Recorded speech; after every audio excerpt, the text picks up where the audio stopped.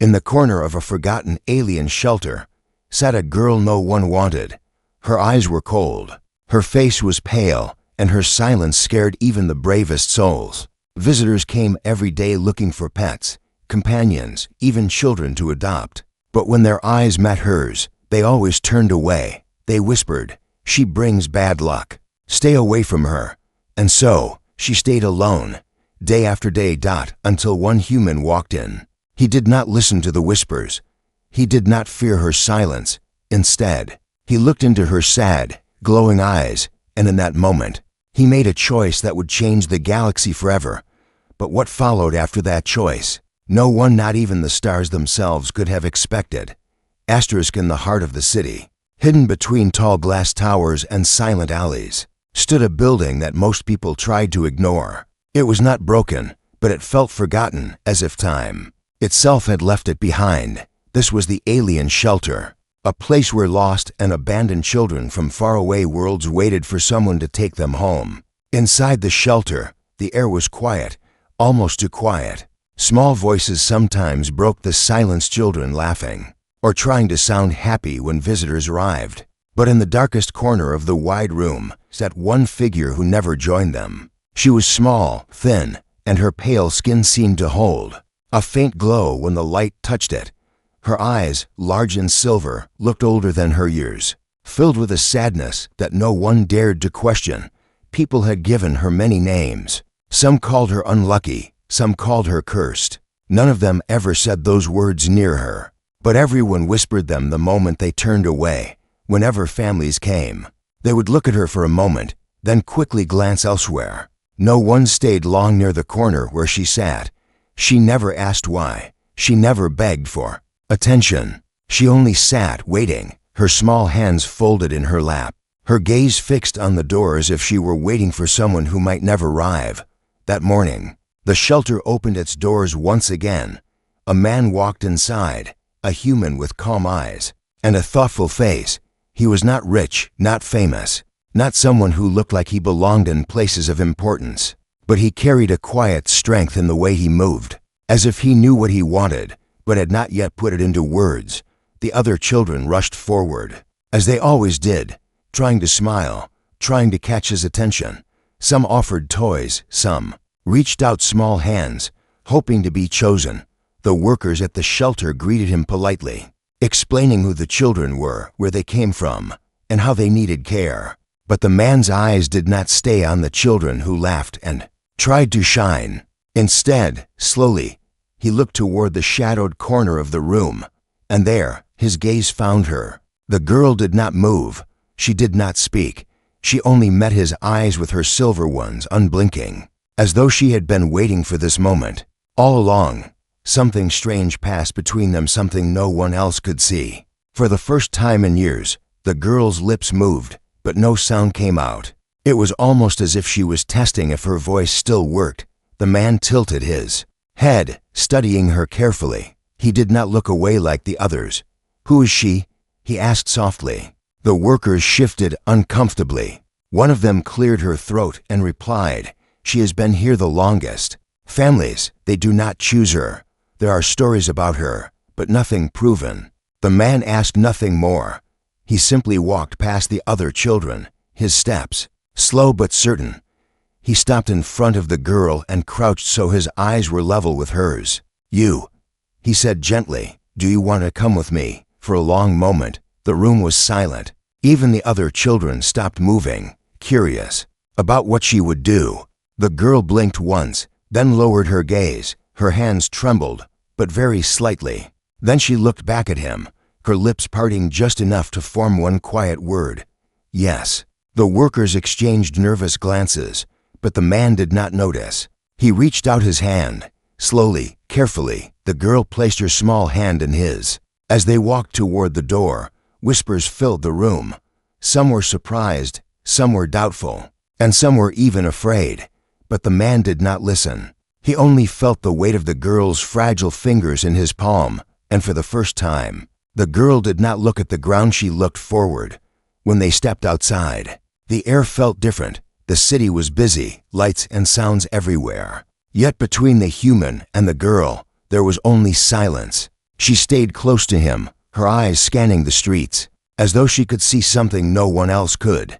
Just before they reached his home, the girl finally spoke again, her voice soft but clear. "Do not open the windows at night," she said. The man stopped, surprised. He turned to her, but her silver eyes only looked ahead, as if she had given him a warning and nothing more.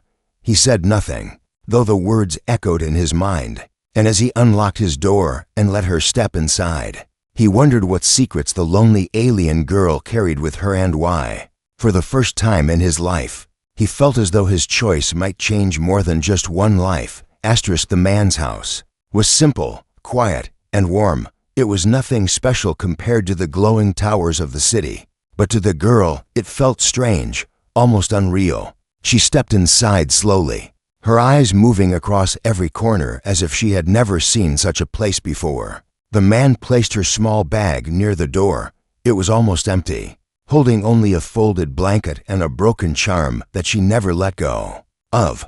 He watched her as she stood still in the middle of the room, her silver eyes reflecting the dim light of the lamps. "You can look around," he said gently, trying to smile. "This is your home now." The words seemed heavy, as though she did not know what to do with them. She tilted her head, as if listening to something he could not hear. Then she moved slowly, her fingers brushing across the wooden table, the shelf of books, and the soft chair by the window. Everything was new, yet she touched them like they were old memories. At dinner, she hardly ate. She picked at the bread, sipped a little soup, and then placed her spoon down. He noticed her silence, but did not press her. Instead, he asked about simple things: if she liked the food, if she wanted more light, if she felt cold. She only nodded or shook her head, her words hidden behind quiet lips. Later that night, when the house grew still, he prepared a small room for her. The bed looked too large for her tiny frame, but she sat at the edge, clutching the broken charm close to her chest. He wished her good night and started to close the door. That was when she spoke. "Do not open the windows at night," she whispered again. The man paused. Her tone was not fearful, it was calm, almost like a fact. He wanted to ask why, but when he looked into her glowing eyes, he decided not to. Instead, he nodded and let her rest. The first night was quiet, but on the second, strange things began to happen. The lamps flickered once, though there was no storm. The glass of water on the kitchen table shook slightly, though no one touched it. And in the silence of midnight, faint sounds moved through the walls, like whispers too soft to understand. The man woke, thinking he had dreamed it, but when he turned, he saw the girl standing in the doorway of his room. She was awake, her silver eyes shining in the dark. "You heard it," she said softly. He sat up, confused. "Heard what?" "The voice," she replied. "It follows me." Her words made him uneasy, though she spoke them with no fear. She walked toward the wall and placed her hand against it. For a moment, nothing happened. Then, faintly, glowing lines spread out from her touch, symbols that curved and twisted like a language the man had never seen. He stepped closer, his eyes wide. "What is that?"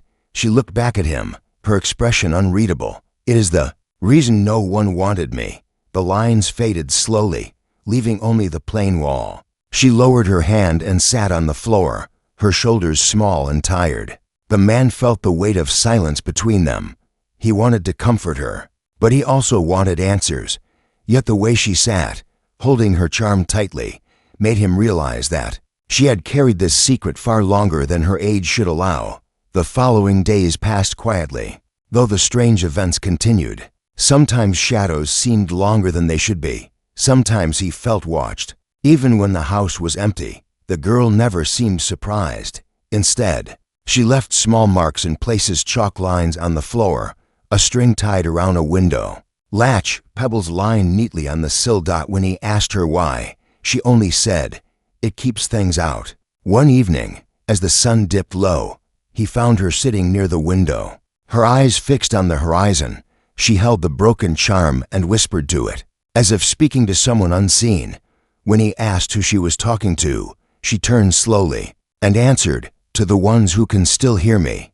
Her words left him with more questions than before. but there was a softness in her voice that kept him from asking further. He understood that trust was not something she could give easily. It would come in pieces, just like her quiet words. But each night, the whispers grew louder. The man began to wake often, his heart racing, as if the house itself was alive. And each time, the girl was awake, sitting upright in her bed, staring at the ceiling with calm, unblinking eyes. On the fourth night, he walked into her room after hearing faint humming. She was not in bed. Instead, she stood in the center of the room, her hands raised slightly, and on the walls around her, glowing symbols appeared again. They spread in circles, brighter and brighter, until the room looked like it was covered in stars. He could only watch, unable to understand what he was seeing. The girl's face was calm, but her voice carried a quiet sadness. "It is calling again," she said, "and soon it will find us." The man took a step closer, his voice steady but curious. "What will find us?" She lowered her hands, and the glowing marks began to fade. She turned her silver eyes toward him, filled with something deep: fear, hope, or maybe both. "The ones who left me behind," she whispered. The words lingered in the air like a shadow, and the man realized that bringing her home had opened a door to something far greater than he had imagined. The days after that night carried a different weight. The man began to notice how the girl listened to the world in ways he could not. She would pause suddenly, tilting her head as if hearing a sound from far away. Sometimes she pressed her hand against the wall, sometimes against the air itself, as if searching for something hidden just beyond reach.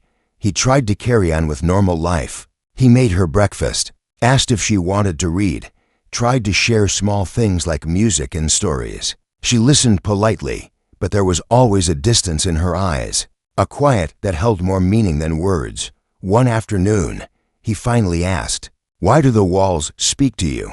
The girl was sitting cross-legged on the floor, turning her broken charm slowly in her hands. For a long moment, she said nothing.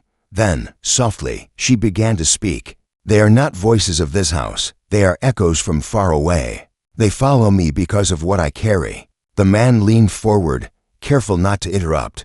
"I was not left at the shelter because no one wanted me," she continued. "I was left because they feared me. My people, they believed I held something that should not exist, something that could not be controlled." Her words made him uneasy, yet he kept his voice calm. "What is it you carry?" The girl looked at him with her silver eyes, eyes that seemed far older than her small frame. "It is a key, not a key made of metal or stone, but one that opens what should stay hidden." The man felt a chill, though her tone was steady, almost resigned. "And those whispers?" he asked. "They are looking for me," she whispered back. "The ones who want the key. They know I am alive. They are coming closer every day." The man sat back, letting the truth settle over him. The girl was not just lonely, not just abandoned. She was carrying something far larger than either of them could understand. That night, he could not sleep. He sat near the window, watching the city lights. His thoughts spun like restless winds.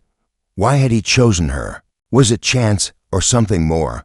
He remembered the way her eyes had met his in the shelter. It was not luck. It was almost as if she had been waiting for him. Near midnight, the girl came out of her room. She walked quietly, carrying her broken charm. Without asking, she sat across from him and said, "You should know the truth."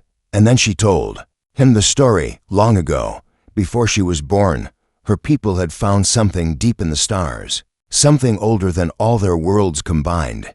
They did not understand it, but they feared it. Some called it power, some called it knowledge, and some believed it was both. They built great halls to study it, but the more they searched, the more it changed them. The girl's voice grew softer as she continued, "When I was born, they said I was connected to it, that the key had chosen me. Some saw me as hope, others saw me as danger, and in the end, they all turned away." Her hands trembled as she held the charm tightly. "That is why they left me at the shelter, not because they did not know me, but because they did." The man listened, silent.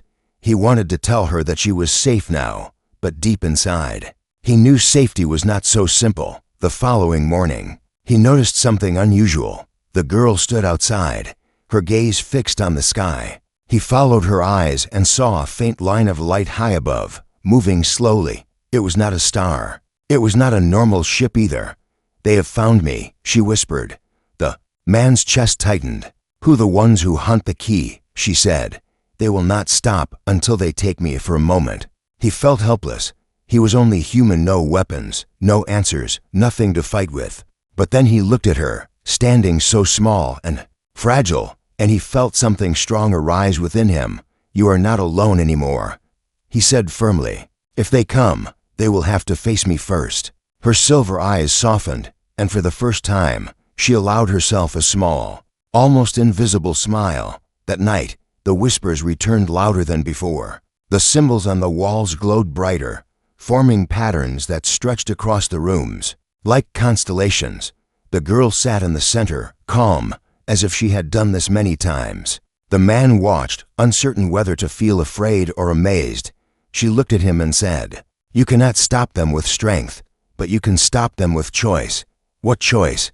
he asked. "You must decide if I remain hidden," she said, "or if I become what I was meant to be. If I stay silent, they may never find me. But if I awaken what is inside me, the galaxy itself will hear my name."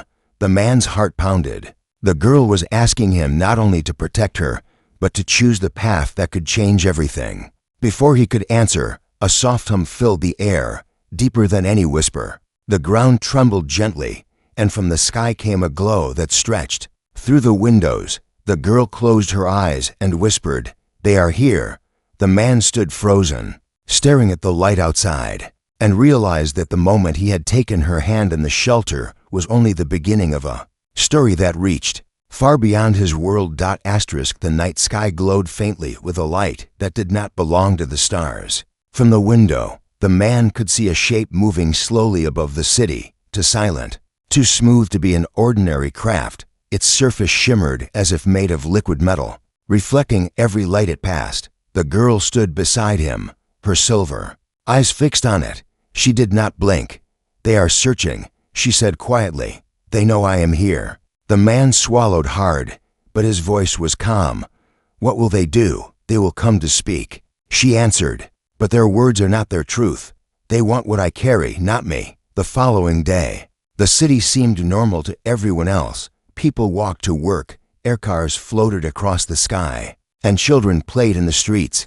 But the man felt the change in the air, as though the world itself was holding its breath. That evening, the visitors arrived. They did not knock on the door. Instead, the man found them already standing outside his small home, their figures tall and graceful, their eyes glowing faintly like polished glass. They looked almost human, but there was something distant about them, something too perfect. One of them stepped forward and spoke in a smooth voice. "We are here for the child. She is not safe with you. Hand her to us, and we will take her where she belongs." The man stood in the doorway, his heart steady. "She belongs here now. This is her home." The figures exchanged quiet glances, as if his words amused them. The one in front leaned closer.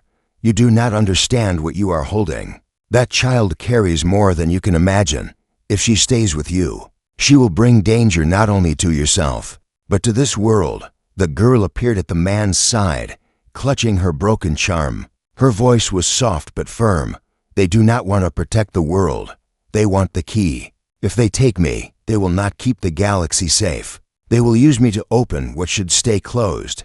Her words made the visitors fall silent. For the first time, their perfect calm shifted, like ripples in still water. The man looked at her, then at them. "She stays with me." The lead figure's expression tightened. "Do you think you can guard her? Do you think your walls, your hands, your small human life can keep her safe from us?" The girl stepped forward before the man could answer. "He is not keeping me safe. I chose him. That is what you do not understand. He does not want the key. He only saw me." Her words carried a weight that made even the glowing-eyed visitors pause. For a brief moment, the air itself felt heavier, charged with something unseen.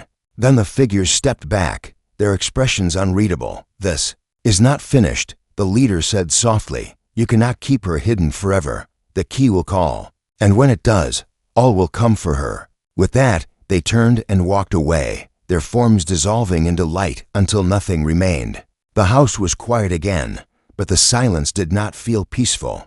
The man closed the door slowly, his thoughts racing. He turned to the girl.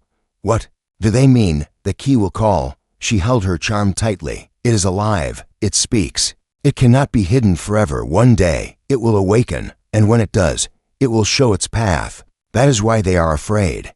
The man felt the weight of her words pressing on him. He sat down, running his hand over his face. "And what happens if it awakens?" She looked at him, her eyes glimmering softly in the lamplight. "Then the choice must be made, to open what lies beyond, or to close it forever." For a long while, neither spoke. The only sound was the quiet hum of the city outside. Finally, the man said, "Whatever happens, you will not face it alone. If there is a choice to be made, we will make it together." The girl blinked, and a faint smile touched her lips. "That is why I trusted you."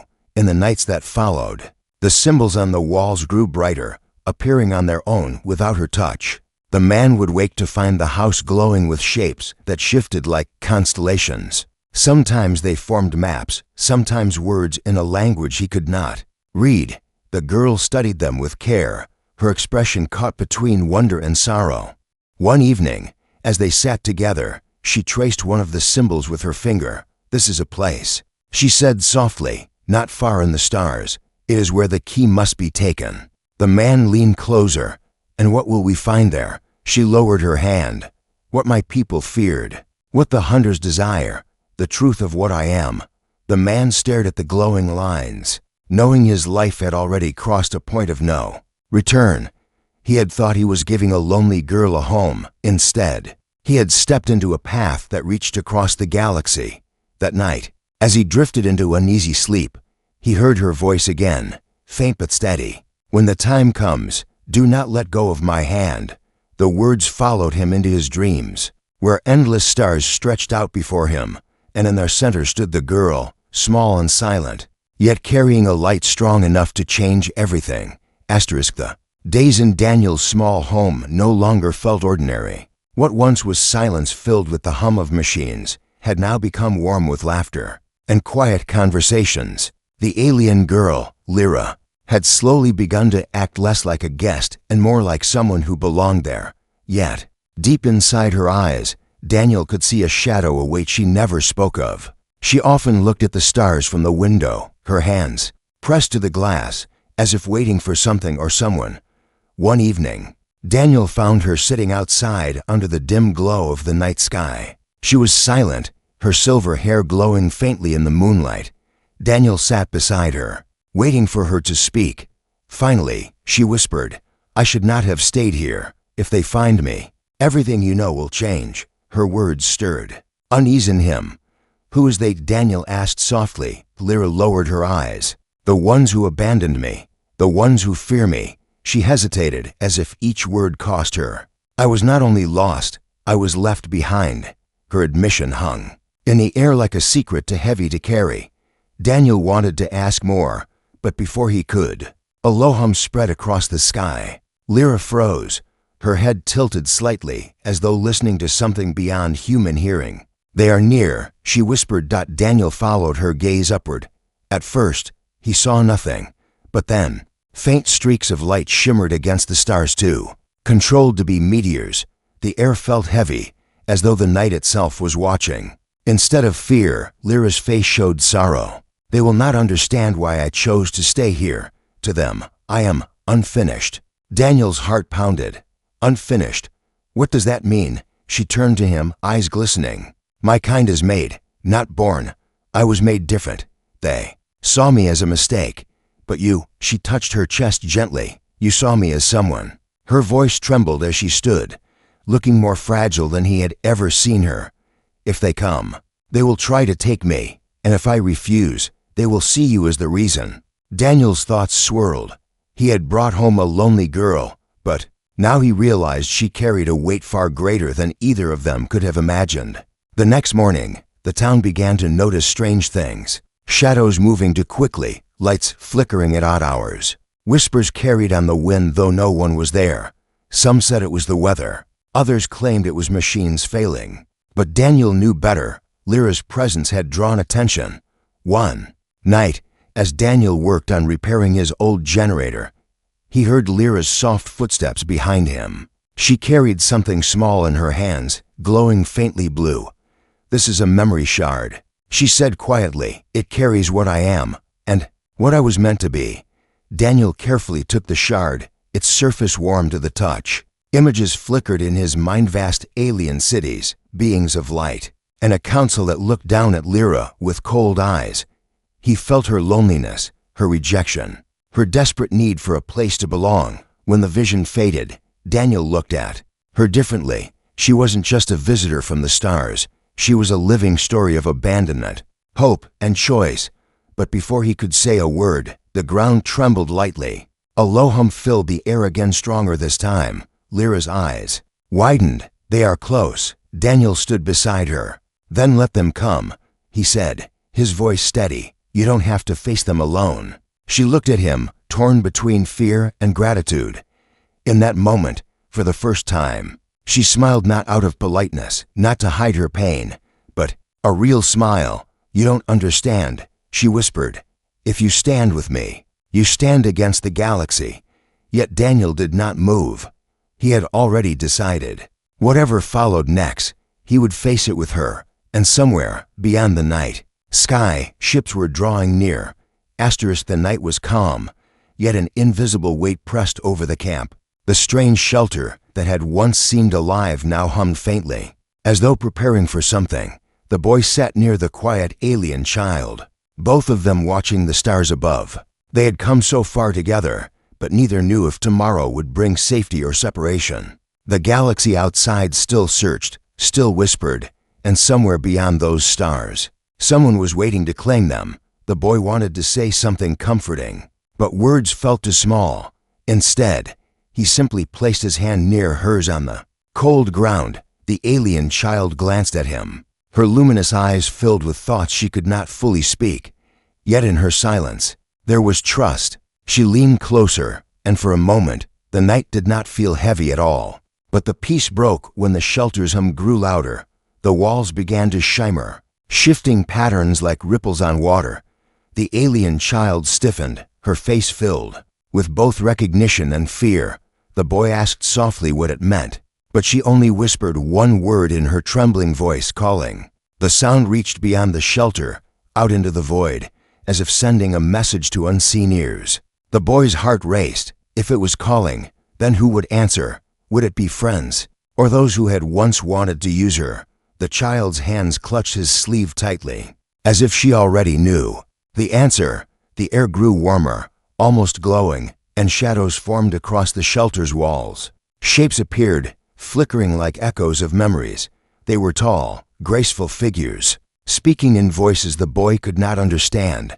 But the child listened with wide eyes, tears slipping silently down her face. These were not strangers, they were her people. The boy felt her trembling. She had longed for this moment, yet feared it at the same time. The figures spoke again, their voices gentle but insistent. They wanted her to return. They wanted her to walk back into a life she had run from. The boy turned to her, his voice steady though his chest ached. "Do you want to go?" he asked.